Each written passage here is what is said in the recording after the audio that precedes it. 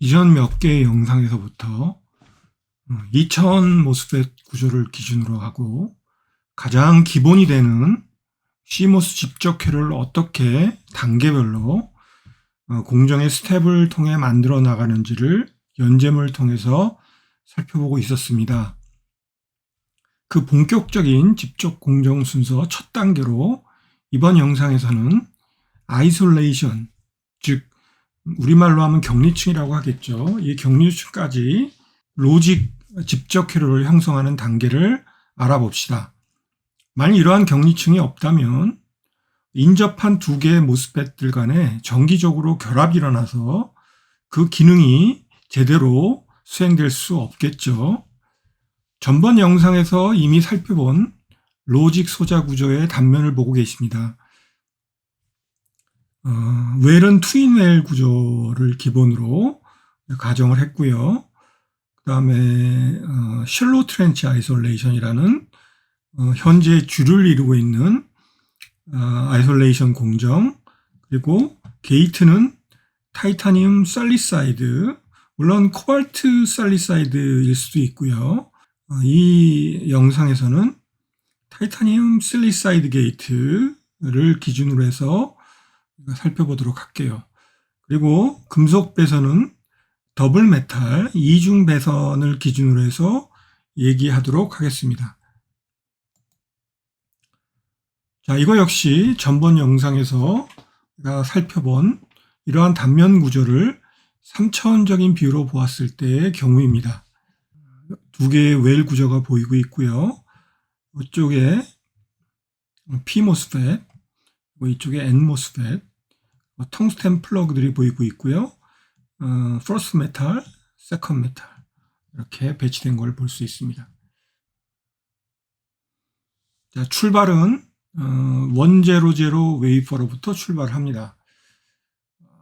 그리고 우리가 공정을 시작하기 전에 각 웨이퍼의 비드라고 불리는 그 가장자리, 가장 끝에 가장자리 부분에 레이저로 일련 번호를 마킹한 뒤 적절한 클리닝 공정을 실시합니다.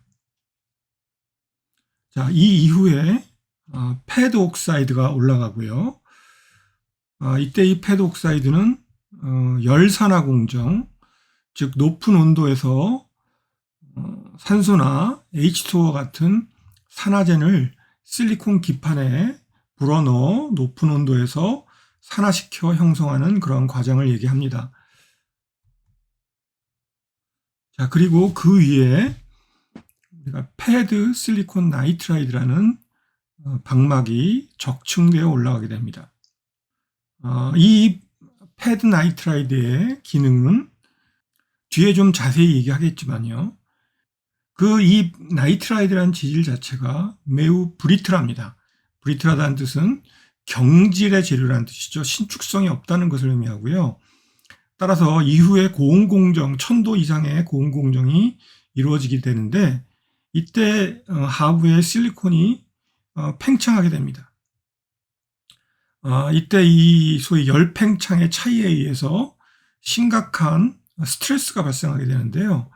서멀 스트레스, 열적인 스트레스를 이 패드 나이트라이드, 실리콘 나이트라이드라는 물질은 수용하기가 매우 어려운 경질의 재료예요. 그래서 그 밑에 비교적 나이트라이드보다는 연성이고 신축성이 있는 재료인 실리콘 옥사이드, 패드 옥사이드를 미리 깔아주게 됩니다.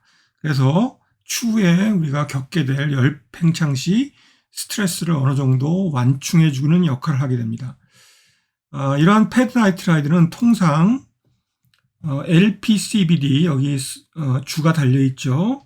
로우 프레셔, 저압에서 실시하는 케미컬 베이퍼 데포지션, 화학기삭 증착법이라고 하죠. 이런 그 방식에 의해서 증착되게 됩니다. 방막 증착법에도 또 굉장히 다양한 방법들이 있는데요. 추후에 별도의 기회를 통해서 우리가 이런 그 틴필름 방막의 증착법에 대해서 살펴보기로 하고요. 이 패드 나이트라이드가 우리가 아이솔레이션을 만들기 위해 하게 될 역할은 이후 공정 내용을 보면서 자세히 살펴보도록 할게요. 자, 이제 우리가 리소그래피 공정을 실시하게 됩니다. 첫 번째 포토 마스크가 사용되게 되는데요.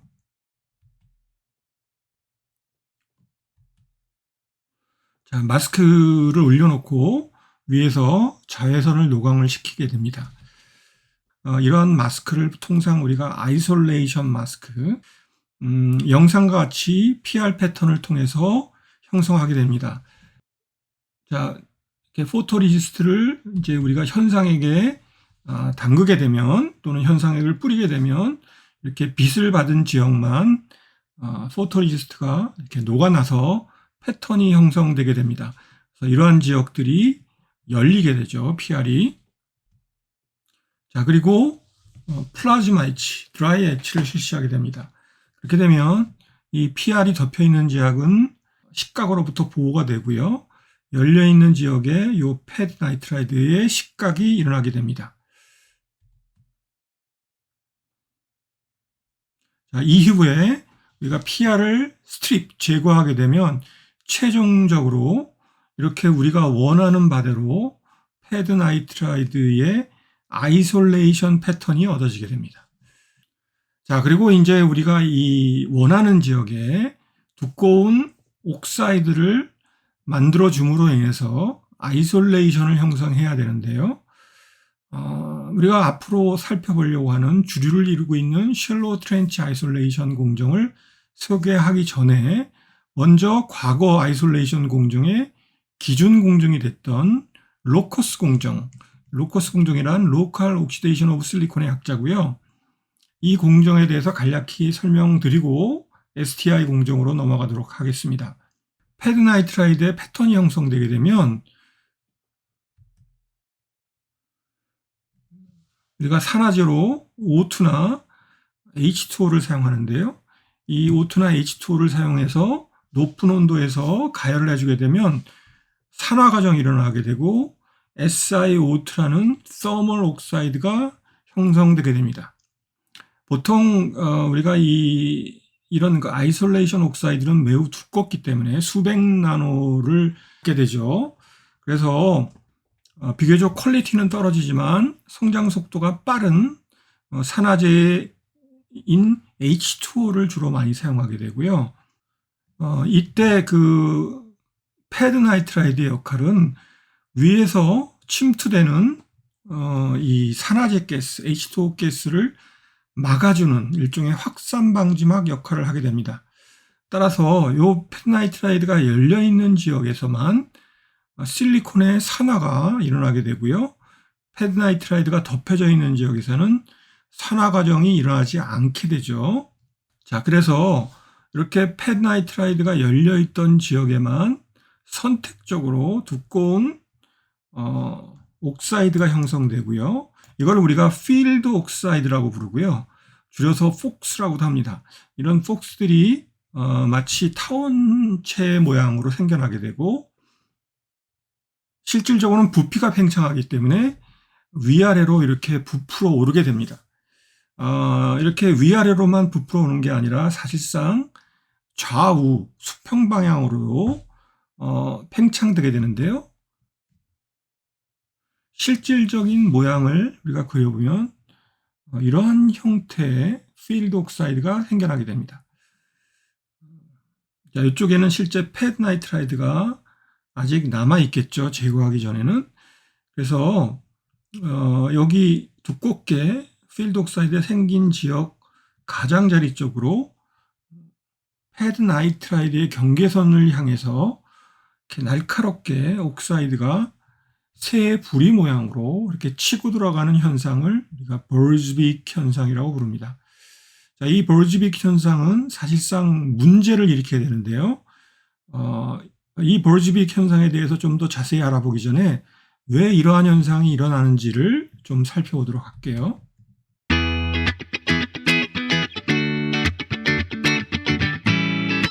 이러한 버즈빅 형성에는 실리콘이라는 물질이 산화될 경우 부피가 팽창되는 이러한 현상과 관련이 있습니다. 자, 왼쪽에 보시는 이 실리콘 단결정 구조는 이미 잘 알려진 바와 같이 다이아몬드 큐빅 스트럭처를 갖죠. 매우 치밀한 공유결합으로 구성됩니다. 반면에 이런 실리콘이 이런 그 산화 과정을 통해서 SiO2, 실리콘 산화물, 실리콘 다이옥사이드로 변화되게 되면 오른쪽에 보시는 바와 같이 비교적 오픈 스트럭처, 열려져 있는 구조, 그리고 실질적으로는 비정질, 아모포스라고 하죠. 원자 배열이 무질서한 상태, 이런 엉성한 구조로 변화하게 됩니다.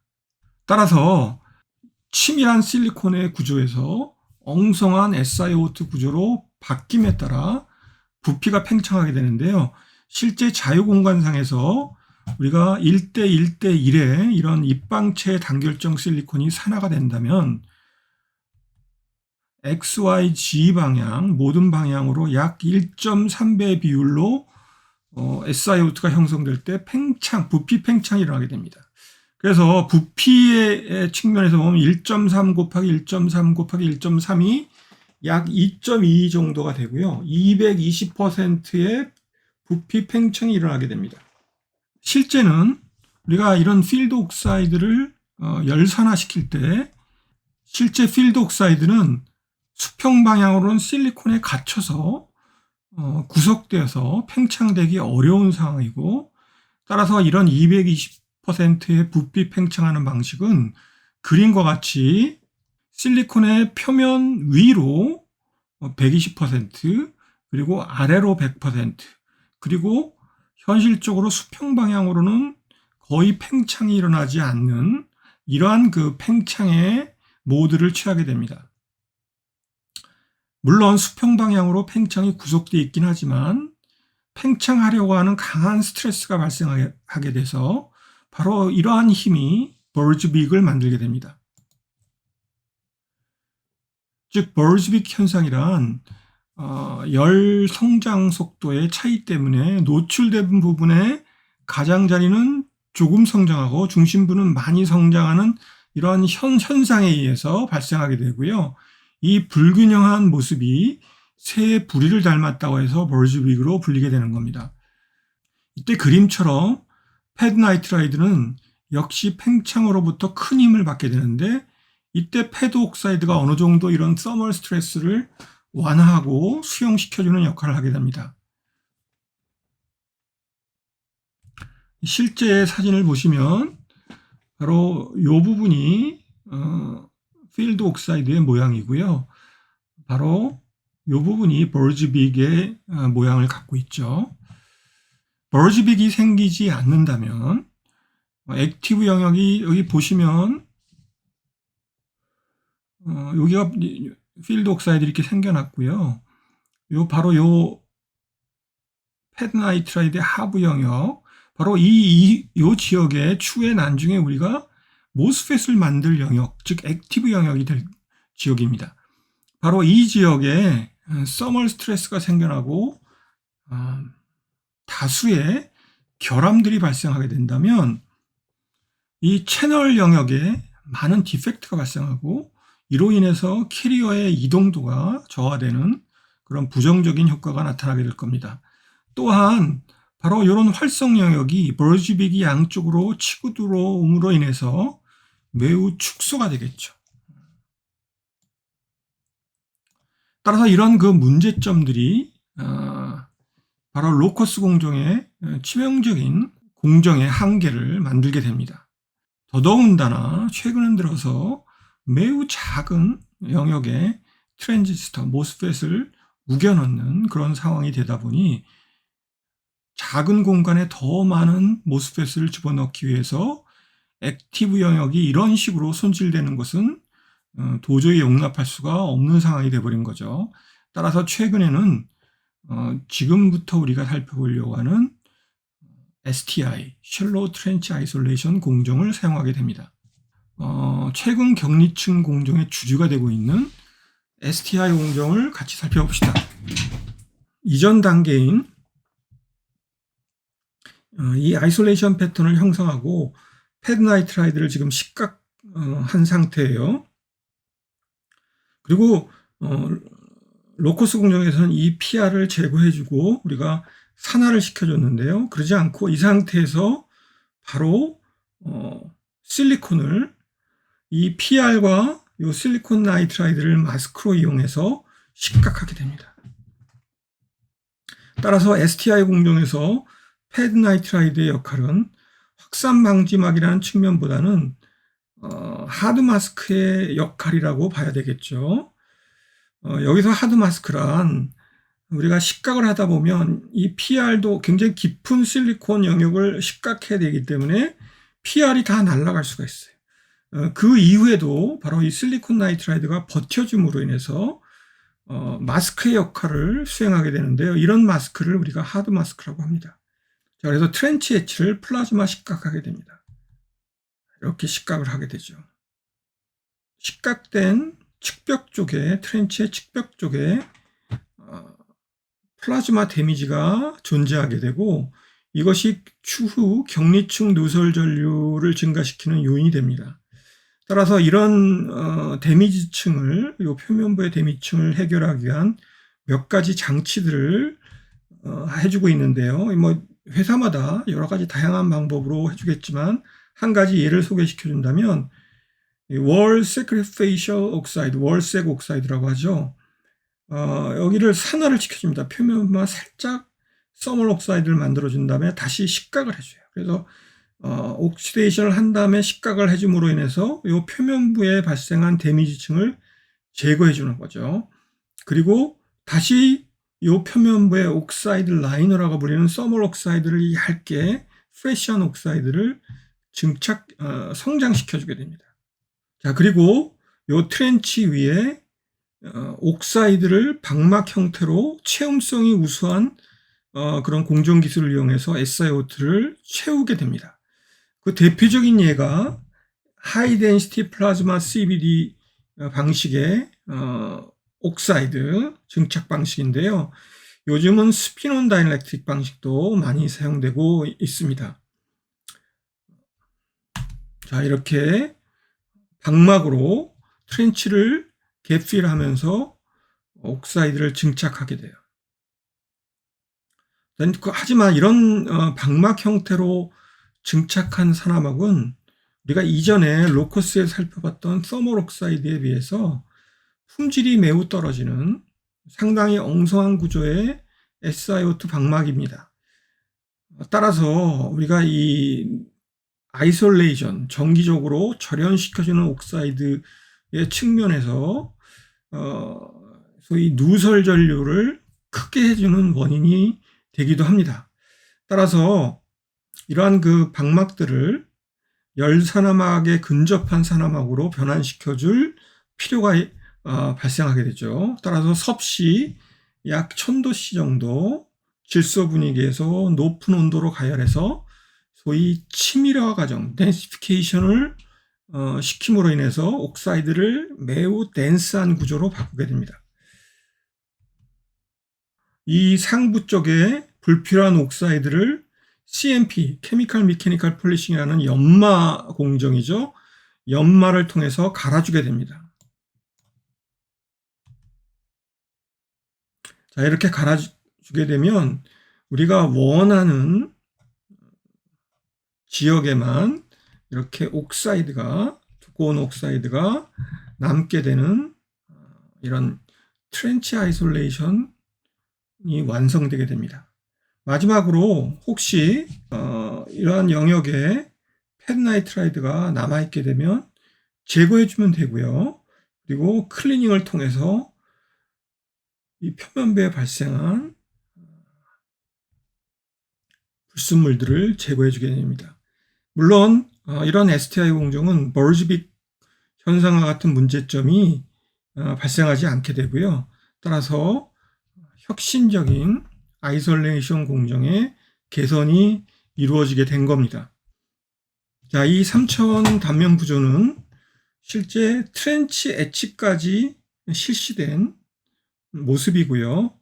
이 타원형으로 남은 지역이 나중에 소스와 드레인이 되는, 즉 액티브 영역이 될 지역이고요. 이렇게 게이트 라인이 지나가겠죠. 자, 그리고 우리가 계필 옥사이드를 증착시켜주고 CMP로 다시 갈아주게 되면 이렇게 트렌치 영역만 노란색으로 옥사이드가 계필이 되고 요 타원형의 액티브 영역은 그대로 살아있게 되죠. 추후에 에칭에 의해서 이 펜나이트를 제거해 주게 되죠. 그러면 실리콘이 드러나겠죠. 바로 이 지역에 우리가 추후에 소스와 드레인이 만들어지게 될 겁니다. 자, 이렇게 해서 가장 먼저 대부분 실시하게 되는 이 아이솔레이션을 어떻게 만드는지 살펴봤고요. 다음 영상을 통해서 우리가 모스펫을 만들기 위한 그 다음 중요한 단계인 소스와 드레인을 어떻게 만들 건지 여기까지 이루어질 공정에 대해서 살펴보도록 하겠습니다.